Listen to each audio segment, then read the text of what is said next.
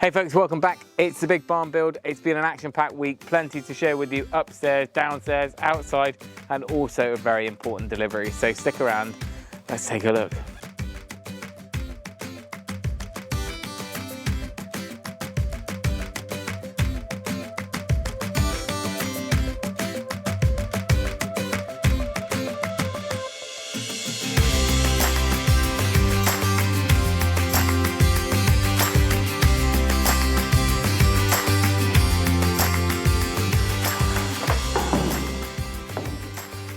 So first job of the week was to get started on our stud walls. These are the much taller stud walls that are going to close off the upstairs from our double height area. What we realised is we'd left those coach bolts standing proud of that timber blocking within the steel, which proved to be a problem because we want to carry our OSB sheathing all the way down, continuous over that timber, and then our plasterboard will carry on and meet underneath the steel. So unfortunately it meant taking every bolt out and using a router to sink those heads in, but once that was done we could carry on. So here's a little look at that before we push on with the next stage.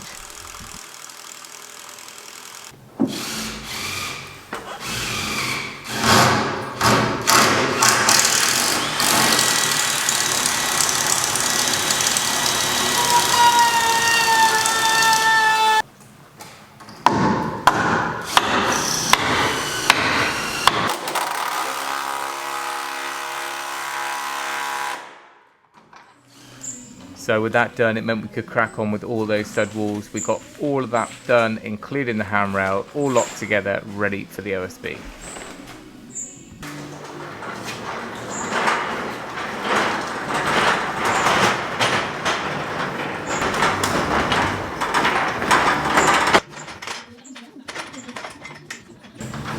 Should I do 900 first?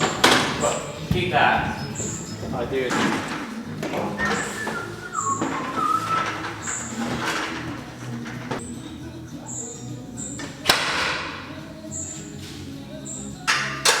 You can see behind me, we're making a start on getting all the OSB up. This is creating our racking walls, but also just giving a little bit more strength where we've got plasterboard coming over the steel. We're just making sure that this handrail wall is going to just slightly overshoot our I-joist, just so we can make sure that it stays nice and plumb. If we need to, we can shim a little bit underneath. And then that will be one continuous wall there. Although the OSB is not needed for kind of racking or anything like that, we just feel like it's going to be a strong way of connecting that whole handrail down to the joists.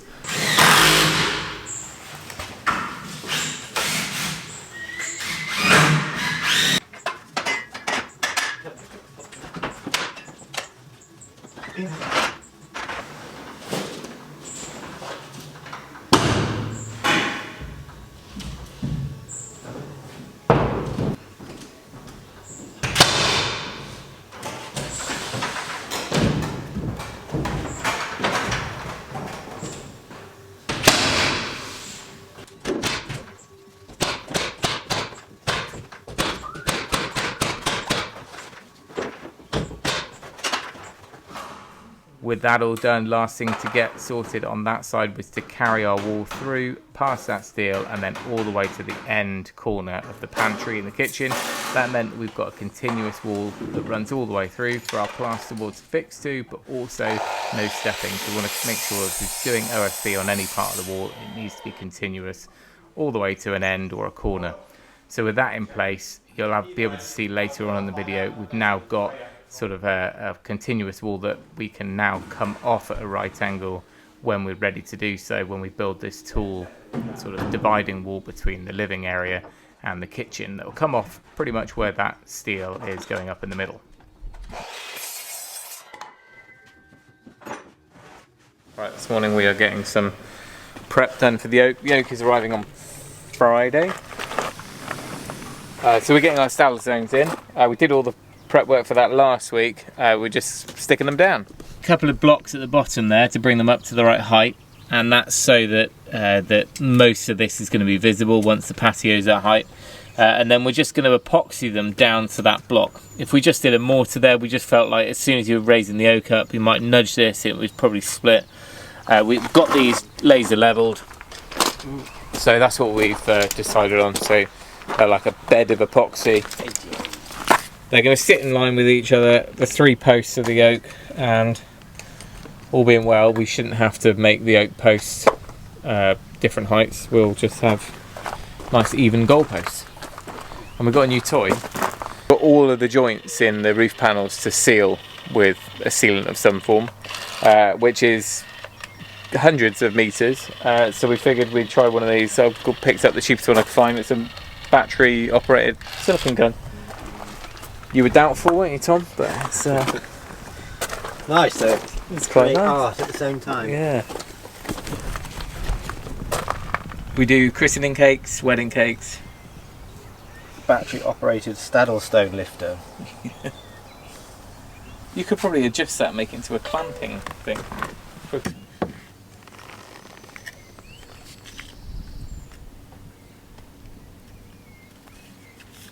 That's nice. That's nice. Is that in the middle?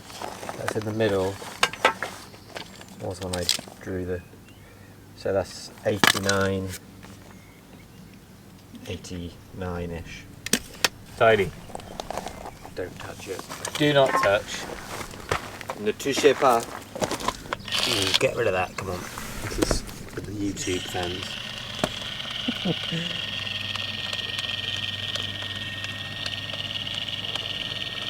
Oh, different pattern this time. Well, I wouldn't do it like that. Yeah, we'll do it as a strength test. I went for the serpentine. No, that's like underfloor heating, isn't it? Snail or snake. I was thinking of like ancient maze patterns. They've all got names, haven't they? Of different styles.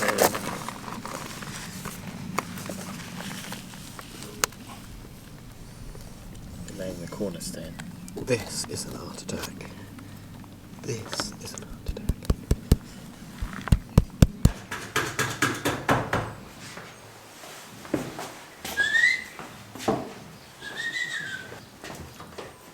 You got the frame, that's fine. I've got the frame.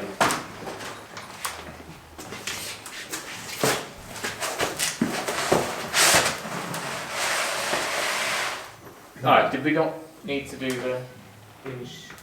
Did we get something there? All right.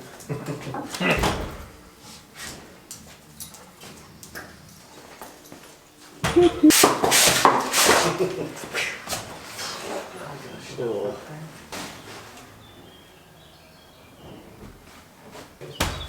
Oh, 2 dings in that. 5 drops. So we're back on glazing, we're getting the back door fitted today. We just had to sort out something with a hinge pin, so that arrived all sorted, so that can go in, and then the only one left to do is the one that goes through to the pool side, and that one is relying on us doing concrete slabs and stuff the other side, so we can hold off on that, but this is going to be quite nice to get done because it kind of seals off the rest of the house.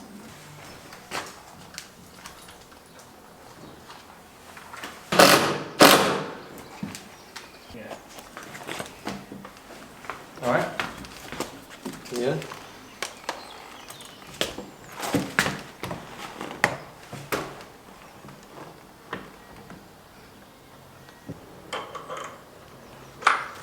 Okay, tip it up, that's it. Steady me. A little push in at the top. Yes.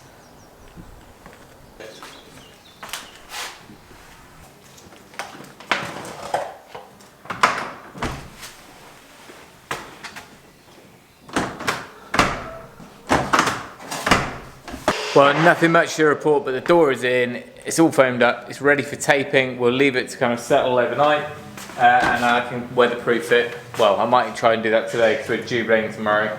But another solid door. This is what it's looking like on the outside. I'll do the satisfying peel of all the film at some point. But as you can see, it's going to need the taping and the battens and all that preparation, because soon we'll be getting our brickwork in. Now, as a reminder, our brickwork comes up to sill height on the windows. What we need to work out is how we're going to return or do our reveals. So at the moment we've got a 50mm cavity and then our brickwork. We'll Up here we're going to have a steel reveal, like a corner barge type trim, L trim. So I just need to work out how we carry that down, or whether we try and return the bricks in, and if we're returning the bricks in, how we cut and notch them to sit in against the frame. So a little bit more to think about there, but if anyone's got any tips on how we would do that, then let me know. Here's a little look at how the frosted glass looks. So it looks quite opaque, and it also looks like bluey because this is tinted glass. That's tinted and frosted. These ones are just tinted.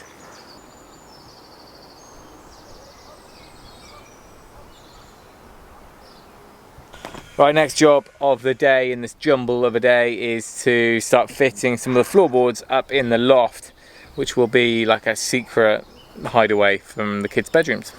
Another thing you won't have seen is that now the bedrooms are getting a little bit gloomier because we're starting to box up the rooms.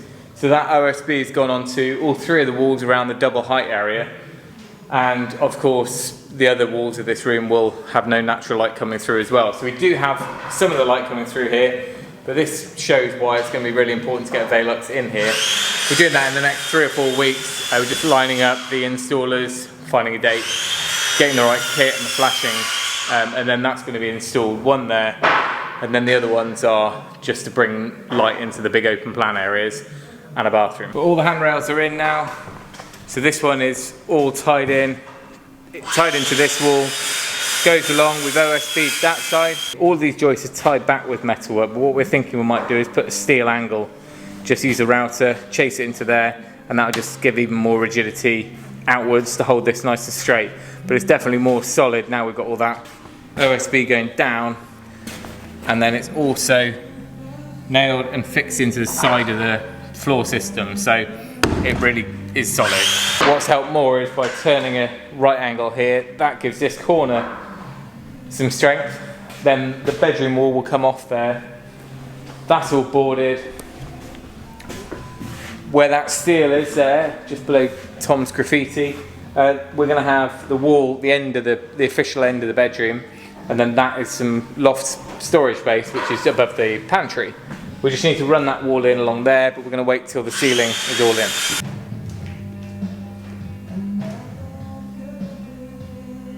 Lastly, we decided to set that wall back and carry the handrail around the corner, and what that's done is made sure that we can see all the way through to that window. Same reason why we're putting the curve over there, just opens that end up a lot more than it was on the plan.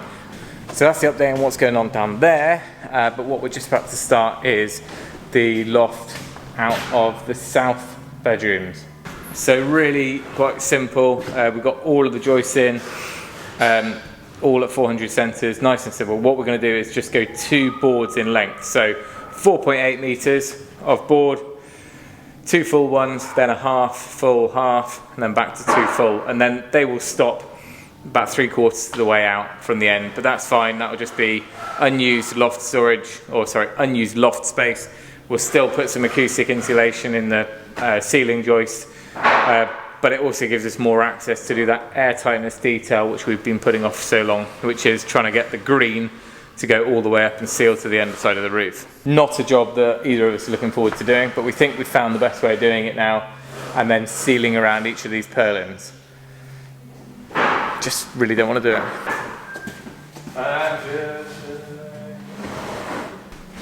Sorry.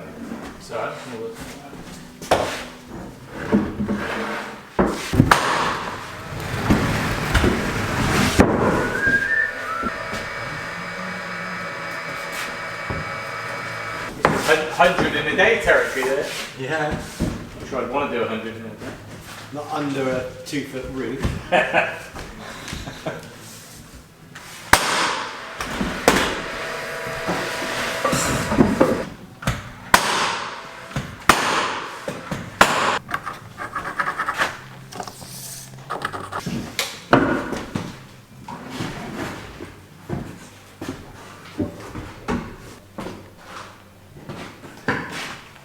Follow me in, and I'm going to give you a quick look at what we've been up to this week and how things are looking. So as you saw, we've now got a load of boards up. So this is what it's looking like in our open double height space.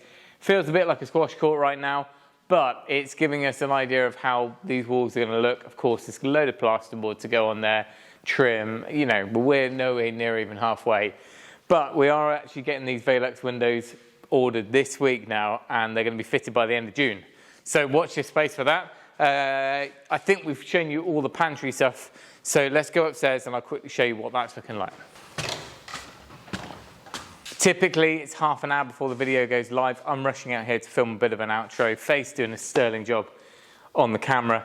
So this is what we're like. We've got our viewing gallery down to the double height space, and it is starting to feel like how we pictured it. Of course, there's still that big wall to go up between this area and the kitchen, but this is just crying out for a big Velux window and some natural light into it now. So we're starting to feel which areas definitely need more natural light and which ones are sufficient by our big glazing on the gable ends.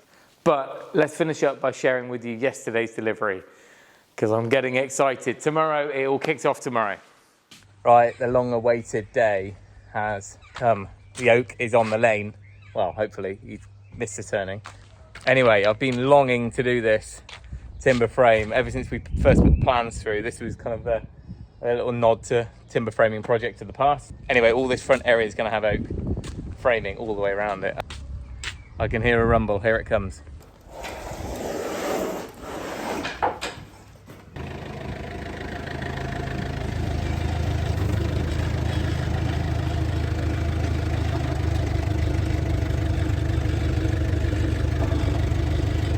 Alright, it's the first load up. We're just going to get him to back up that track a little bit. And then I can swing it around, and then there's more to come off the other side.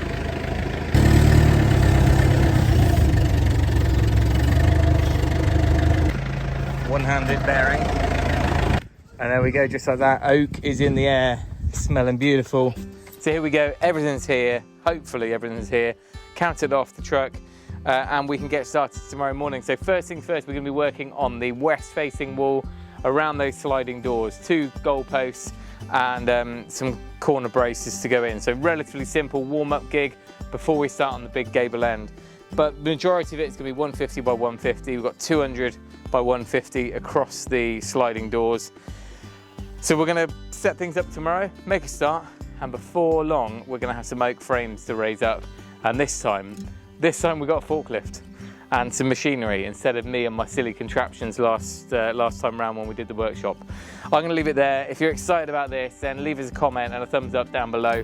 If you want to let me know how you want to see these videos, whether you do want the in-depth stage by stage type video or whether you just want to see the whole thing once it's up and we'll just kind of speed things through, let me know. But we're going to leave it there. Thanks for watching, and remember, if you can, do it yourself, and we'll see you next time.